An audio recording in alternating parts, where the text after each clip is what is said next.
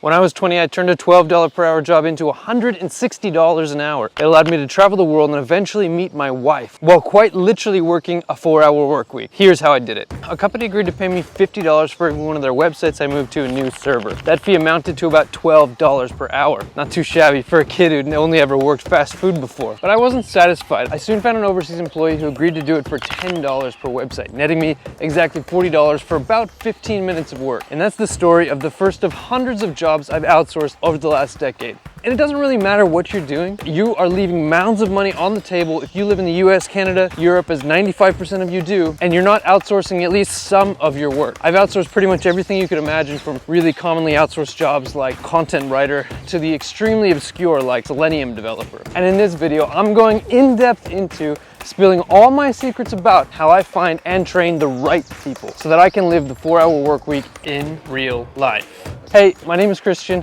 but you can call me Lil. Before I really get into it, let me tell you that I run a remote worker agency called Lil Assistants. I have a few dozen staff members who are trained in all aspects of running most online businesses, everything from web and graphic design to SEO and writing, customer service to photo and video editing. They're well-trained people who can do or be taught to do pretty much any job, and you can hire straight from my staff for as little as $4 an hour. This month, we're running a random drawing. One grand prize winner will get one of our staff members full-time for 3 months. That's worth over $2,300. 3 second prize winners will also get one of our staff members for 1 month. That's worth about $950. Make sure to stick around if you want to find out how to enter. Now, this is going to get really dense. I'm going to go over everything from why you should outsource to actually finding your outsourcees to training them to be the best people they could possibly be. By the end of this, you will know pretty much everything I know about outsourcing. Just make sure to grab your coffee because it's going to be a good one. One of the most frequent questions I get asked is, when should I start outsourcing? The common advice that business gurus out there give is that you shouldn't start hiring until there's too much work for you to do alone. I say bollocks. I say you should start right at the beginning. Why? Well, there are 2 reasons. The common advice might be sound advice if it puts you face to face with your customers more, but it's otherwise a huge drain on your time. Let me kick it to you this way. Imagine it takes an outsourced worker 20 hours to build your website. At Lil Assistants prices, that adds up to around $80. Can you even build your website faster than someone who specializes in web design? Spoiler alert, probably not. But even if you could, there's this little thing called opportunity cost. Your local McDonald's probably pays $15 an hour, and the national average DoorDash driver makes around $20 an hour. If you spend 20 hours on your website instead of DoorDash, you're effectively paying $400 for the website. Now, last I checked, $400 is more than $80. So everything about the way I live my life changed when I made this realization. When I realized that every hour on this planet has some inherent value, that realization that I could pay someone to do what needed to get done and still have enough left over to learn a new skill, to explore myself, to teach my kids about life. Now, I'm not saying you should outsource everything, but every entrepreneur has some things that someone else can do just as well as them. I say outsource anything that takes you away from what you do best or what you really want to do. The second reason, now have you ever seen this poster? Fail faster. The honest to God truth is that you have around a 90% chance of failure no matter what you do. I've used up literal years of my life on businesses that ultimately failed. That's not to say I didn't gain anything from those failures, but I definitely learned just as much from a failed business when my staff does all the legwork. There's a key difference though. No matter how good you are, a staff of one dedicated person will always move faster than you, a person with other obligations. And a team of even 2 or 3 people with differing skill sets will pretty much always move faster than you could, even if you were 100% dedicated to the business. Also, remember your opportunity cost. When you put hundreds or thousands of hours into a business that ultimately failed, that time you lost could easily be valued at 5 times much or even more than what it would have costed to have an overseas worker build it. So you've decided to save your valuable time and outsource. Where do we even find workers? Now, if you're resolved not to use Lil Assistants, that's perfectly fine. I also made this video for you. There are dozens of marketplaces to choose from. To keep this video from going over, like the 4-hour mark, I'm gonna focus on the 2 main ones, Freelancer and Upwork. Their pros and cons before telling you which website I now use almost exclusively. First, freelancer.com. It's got free right in the name. It's gotta be good, right? Freelancer is one of the more established sites in any list of freelancer websites. It's been around for decades, and it seems like everyone and their mother has used it. It's also among the cheapest. You can list jobs for as little as $2 an hour and projects for as little as $10. But Freelancer has serious issues when it comes to quality and accountability. First one is that people change their bids or ask for more money after bidding. 3 out of 4 people on the site will bid X amount for a project to get you to talk to them about the project, even for hours, only to multiply their price by 2 or 3. It's not that the price is unreasonable, they usually come back down to the original price after you leave the conversation. They're just seeing if you're gullible enough to pay it. Obviously, I move on as soon as that happens and no longer mess with that person. When a price is finally agreed upon, they'll often start, adding in hours that were never worked. This has been my experience, yours might be different. I generally know how long a task should take before I start handing them out. So when a phantom hours start being manually entered, I get really suspicious. This is really two problems in one. Sometimes it's just someone trying to take advantage of some poor sap, me, who doesn't know what they're buying. Sometimes it's because the person you actually hired is actually outsourcing the work themselves, often to somebody who gets paid peanuts and has no idea what they're doing. And language and communication is a more serious issue than you think. The vast majority of people on the site are India and Pakistan based. I have nothing but love for people of South Asia, but their English is horrible. It seems like the vast majority of them speak enough English to make you think they understand your requirements. Maybe they think they do, but 9 times out of 10, seriously, 9 times out of 10, there will be a fundamental breakdown in understanding what needed to be done. There are also many Eastern Europeans and Filipinos on the site, and they really aren't better in that respect. So after all that, what are the benefits? Well, did I mention the price? Freelancer is really cheap and has many different people with many different skill sets. I use this site occasionally when I need something very specific that I will likely never need again and shouldn't take long. I will never ever use it for a long drawn out project or a permanent employee, and I don't recommend you do it either. Last night I published a job for a virtual assistant, but it was specifically a Spanish speaking one, and I posted it during business hours in Latin America, but like what would have been like 3 a.m., 4 a.m. in India and Pakistan. In my standard job description that I do for every single person, I said that I would pay $3 or $4 an hour, and I specifically said that I would only hire Spanish speakers. I still get people from Bangladesh, Pakistan, India, Pakistan, Spain. We finally got like sixth or whatever entry on here. We finally got somebody from Spain. And what they said is, I reviewed your website details and I have designed and developed some ideas that you can view below. I didn't mention any websites. This is a virtual assistant position. This is the problem right here, is that nobody on Freelancer actually reads anything. After only 13 bids with an average bid of $12 per hour, I got exactly one person who even speaks Spanish. I mean, he's from Spain. I don't even know if he speaks Spanish. It says he's from Spain, but he clearly didn't read the description because he's talking about website development. The other one is Upwork. Upwork is the most popular freelancer site in the world, and for good reason. They limit the number of people allowed in every niche based on demand, so nothing gets oversaturated. And they have real accountability in terms of punishment for fake reviews and, stuff like that. In my opinion, they also have pretty fair, but more importantly, transparent pricing. It feels like Freelancer charges you for every little random thing, and they're like random fees tacked on. You just don't even know where it's coming from. Give Freelancer enough time and they'll figure out how to charge you for the electricity passing through your computer. I don't know. Anyway, Upwork on the other hand charges a flat 5% fee to the client and between 20 and 5% to the worker, but it's clear from the beginning who pays and how much. Upwork does suffer from some of the same problems I mentioned in the Freelancer chapter, but overall I would say the output is higher quality and the communication is better, and you're gonna pay for it. With only a few exceptions in my experience, people are mostly looking for north of $10 an hour, with many looking for 25 to 45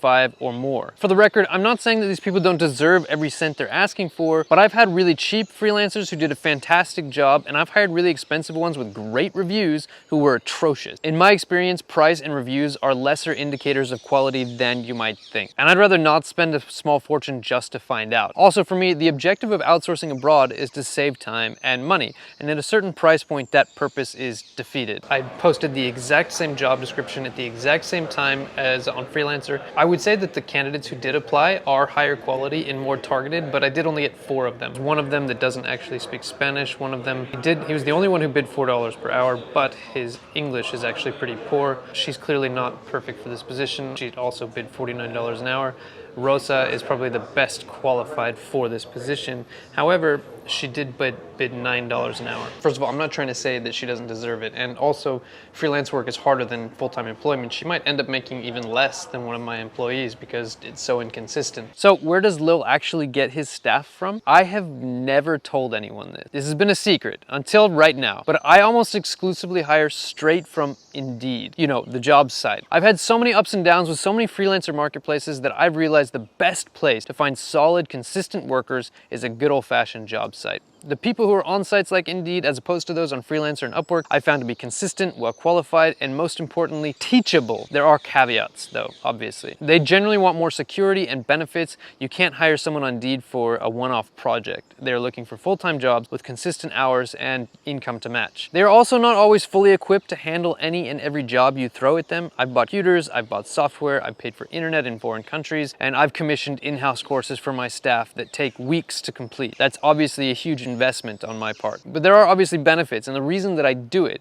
is because when you hire a freelancer off of a freelancer website, they always have their own way of doing things. This might be fine for a one-off project or something that isn't integral to your workflow, but when you're trying to piece together a team of freelancers with all different skill sets and backgrounds, it can be extremely difficult to say the least. The greatest part of hiring on Indeed, hiring for teachability, as I'm describing it, is that you get to mold your staff into exactly the people you want them to be. So Freelancer and Upwork are global networks, but Indeed is very localized. So the natural next question is, where do we target? Where are we finding our people? A lot of people are rightfully curious about where my staff are located, where to find the best people. How do I actually choose who to hire? Well, India and the Philippines are the two highest recommended outsourcing countries in the world, and for good reason. They are low-wage, high-population countries with a high concentration of modern tech and adoption of the English language. However, I will never again hire out of either country. I used to hire in both countries regularly at the beginning of my outsourcing journey for the reasons I described earlier, and they are the two most recommended countries that you hire out of. The truth is that the widespread adoption of English and the fact that they're commonly outsourced from might actually be their downfall. Most people in both countries learn English in school, but never really take it further than that. Many, if not most, of their respective populations speak enough English to convince you the communication won't be an issue. However, they really fall short in understanding multi-step and complex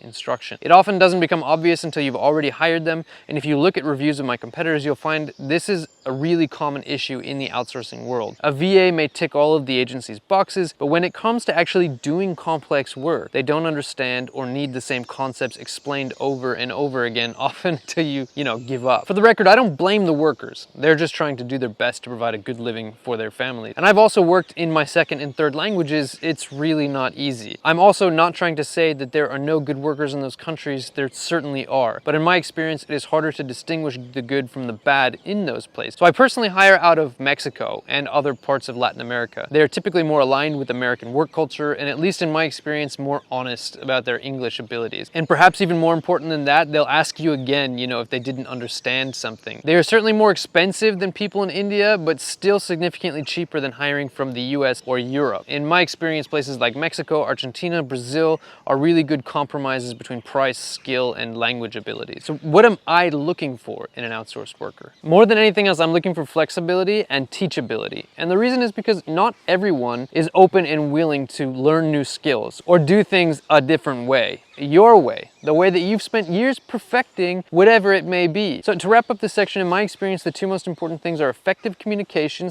/ language abilities and teachability. Every other issue can be overcome, but with those two, good luck, man.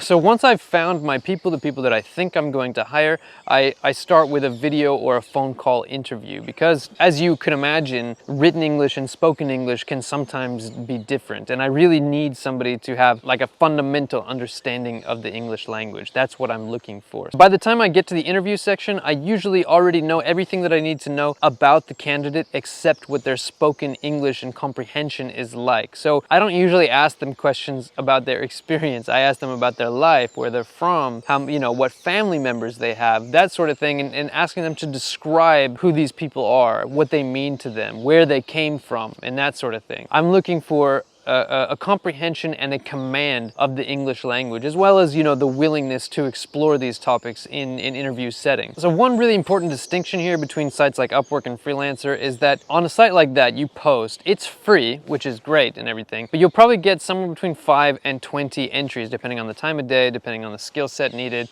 If you're on Indeed, it does cost money. I might pay $100 or $200 for an ad for a job, but I will get like 400 or 500 500 entries. So by this point, the interview stage that I was just talking about, whittle it down to my top 10 out of 400 or 500. However, if you're on Freelancer or Upwork, you might only get 10 entries, and it might be that none of them are qualified, at least not in the way that you want them to be. I'm looking for like the perfect fit, if that makes sense. And so I interview them, and honestly, that interview will probably cut that number in half. Now this takes us to the training. I'll offer jobs to those top 10 or 15 people, and I'll put them through the training that every single one of my workers goes through.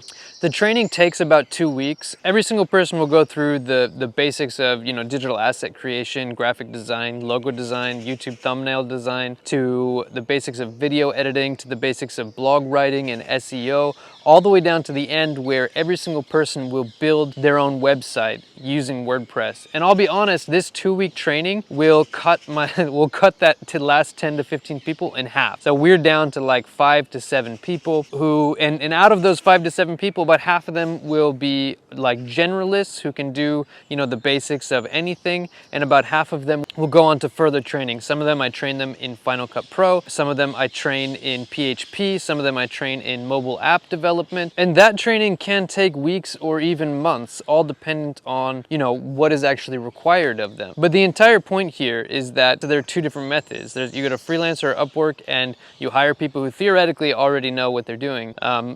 Or you go to Indeed and you mold people into exactly who you want them to be. After all the problems and everything that I've had with freelancers and freelancer.com, Upwork, and etc., I prefer this method. You might choose differently, that's up to you. They definitely both have their caveats. Indeed is hard. This method is hard. This method is also hard. There's really no right answer. It just depends on how much you want to put into it. Now, of course, there is a third option, Little Assistants. I have all of these people over here, and you can hire, you know, out of that group of people. So if you want to go this method, the training method, but you don't really want to invest in your own courses and training in the way that I've done it, Udemy is your friend. And if you don't know what Udemy is, it's basically a website with like tons of courses on pretty much every subject you could possibly imagine. I think a monthly membership for unlimited Udemy is like $30 a month. So if you want to go this route, the training route, hire a person, buy them a month membership, 2 months membership to unlimited Udemy courses, and tell them which courses to take. As long as you're hiring for teachability, like I talked about earlier, there'll be a pro in something in no time. The last thing I'm going to talk about before I tell you how to enter our drawing is about our tools. The tools that we use to drive innovation, to drive our company, to organize everything, to automate everything, so that I don't have to be constantly on my phone, constantly working, constantly worrying about every little thing. I talk a lot about the 4-hour work week. Only half of it is about outsourcing, about finding remote workers. The other half is about efficiency. The first one is that you really need a good way to communicate. You know, there are lots of options out there, but me and my team, we use Slack. So yeah, that's the one that I recommend. The next thing that you're really going to need is a solid project management system. I use Trello. I have used Trello for years, even a decade. If it's not broken, don't fix it. The next thing is that all of our tools are in the cloud. I don't use anything like Microsoft Word or Microsoft Excel. We only use Google Sheets and Google Docs because they're saved forever. They're saved automatically. I remember being a kid and like my computer would freeze up before I would save my document and it would just be gone. Hours and hours and hours of work just gone. Google Docs, you do not have to worry about that. Everything saves automatically every time you change anything, and it's got revision control built in. So if you need to go back to a certain point, it's just amazing. There's one of my remote workers right there, the first one of the day, 8:01. He's 1 minute late. So every single one of our outsource workers, our virtual assistants, they are all trained on how to use Canva to do everything from graphic design, logo design, to even video editing. And I know there are maybe even people in the comments who think that Canva is not the best tool for X, Y, and Z, whatever. And you might be right. However, Canva has become an integral part of our workflow. If you guys want any details about how I actually use this software to manage my team, I'm starting another channel called Little Assistants that's going to dive into the nitty-gritty, the details of every little thing. This channel, I'm a little bit worried about, you know, the YouTube algorithm. In that channel, I'm just going to let it flow free. I'm going to go in depth, in detail. I'll leave a link in the description below, so go subscribe to that one. If you want to get really, really detailed about every little thing, I'll be publishing some new videos over there soon. So the next piece of software that I use is Integromat, and Integromat essentially allows me to automate anything. I can connect Google Drive to Trello, to Slack, to wherever else. I can tell it to post an Instagram photo with a text message, like I can text a number and have it automatically upload to Instagram. So the last thing I'm going to talk about is my hardware. And now this is probably not a secret, but a lot of these people, a lot of the virtual assistants that you will hire do not have access to the same high level of equipment that we do in the US or Europe. Oftentimes it's way more expensive. Like in Mexico, buying an Apple computer is way more expensive than buying it in the US. You can still give them access to those devices. Here's what I have set up in my house. I've got a row of Mac Minis. These are M1 Mac Minis. They're reasonably advanced computers. They're not the same as my M1 Max Pro that I have, the laptop that I have. They're better than like 99% of computers out there. And so I have this in my house. I also have a couple of Windows PC servers set up in America, and I have a number of virtual assistants who are editing videos for clients. And we have to use more powerful computers than most of them have. So we use a software called TeamViewer so that somebody in Mexico can control my computer in London. About half of my team has to log in to use these every day because they're doing work, you know, like video work mostly, video and photo work, that their computers or their internet can't handle. And so it does depend on what you want your virtual assistants to do, but I definitely recommend considering this as an option because it's a game changer. For us, it's a game changer. Being able to have virtual assistants who can work on a computer thousands of miles away really does help. And the benefit of these also is that they can share software. So like I have one Final Cut Pro license across all devices. You can only use the Adobe Suite on a couple of computers at the same time. You can minimize the price of the software, I suppose. I really hope that that's been informative. I hope that it puts you on the right path. If you want to get really into the nitty-gritty, the little details of every little thing, I recommend you following the YouTube channel Little Assistants. I'm going to post a link in the description below. And without further ado, here is how you enter the competition. Once again, we have one grand prize where you will get a staff member for 3 months full-time worth a little over $2,300. There are 3 second prizes up for grabs where you get one full-time staff member for 1 month worth about $950. So follow the link that's on the screen right now. You'll have to enter in a little bit of information, but the winners are chosen completely random. So don't think that anything you enter has anything to do with whether or not you're chosen. When you enter the competition, you will get an email confirmation. And in that email confirmation, there will be a unique link, a link that's unique to you. Share that link, and anybody who clicks on it and then enters the competition, you will get an additional entry into the competition. I really hope that that video has been more than informative. If I were to dive into every single little detail, this video would be like 10 hours long. So I'm going to be creating videos going really in depth into detail about these different softwares, and make sure to follow Little Assistants, the other YouTube channel. It'll also teach you how to make the most use out of your virtual assistant. Till next time, thank you so much for watching. Ciao.